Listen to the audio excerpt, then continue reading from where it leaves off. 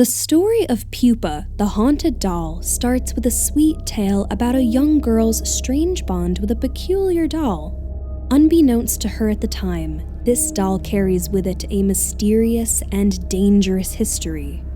What follows is an eerie relationship between the young girl and the doll, which ends in the death of the girl.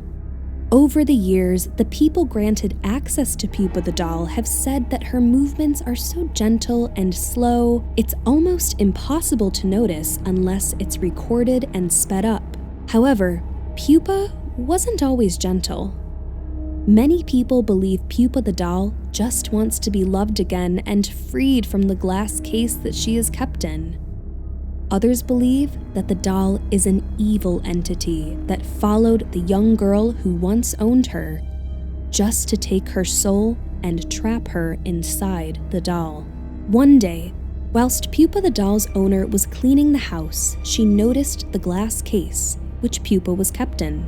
The case had been sealed ever since the family first found Pupa, as the family could sense something was wrong with this particular doll. Ever since they had found it, they felt uneasy around Pupa and never knew why. Pupa the doll, although made out of felt and cloth, seemed to be alive. But the case looked dusty, so the owner decided to give it a good clean. After grabbing her cleaning supplies, she had finally plucked up the courage to open the case. After exhaling in fear, she accidentally fogged up the glass and revealed something no one would have expected. Pupa's owner was overcome with the feeling of nausea after seeing the words, "Pupa hate," written in the dust from the inside of the case. This confirmed the family's fear that this doll was far from a sweet child's toy. However, the glass case was not something Pupa the doll wanted to be in, and she made that very clear to everyone. The owners of Pupa say that she doesn't seem to like being confined in closed spaces. Pupa the doll reportedly taps on the glass case to catch your attention and rearranges her limbs to sit in different positions. The family says that Pupa's face has warped over the years, from a joyful smile to an emotionless stare. It seems that Pupa the doll really isn't enjoying being locked away and put on display. It's believed she just wants to be loved the same way that a young girl once loved her. To find out exactly how the story surrounding Pupa came to be, we have to go back in time. It's the 1920s in Italy. The war hasn't started yet, but the tension between countries is rising. A young girl whose name is unknown received a personalized gift from her mother. It was a doll that looked just like the young girl. Although made up of mostly felt, this doll felt strangely human. Its painted face and rosy cheeks would shift from a smile to a frown, depending on how people around her acted.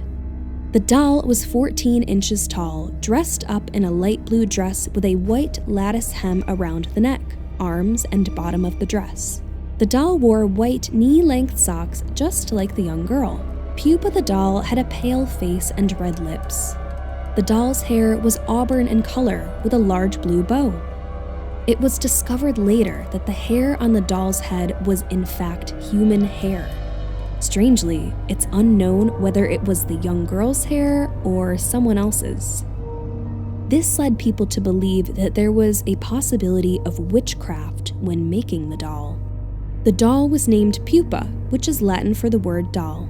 The young girl thought this would be the perfect name for her new friend. She was a doll, after all.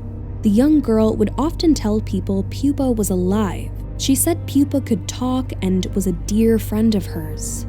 During World War II, the young girl, her family, and of course Pupa, traveled around most parts of Europe and the United States. The girl said her doll helped her get through the hard times and even went as far as to claim it saved her life.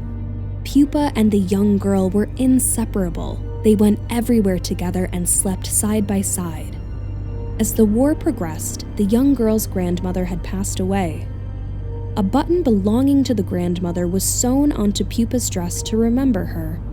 Some people believe this added the spirit of her grandmother to the seemingly already possessed doll. However, the spirit never had malicious intent. Pupa the doll lived with the young girl until 2005, when Pupa's owner and lifelong friend passed away, believably from natural causes. After the lady's death, Pupa the doll was rehomed.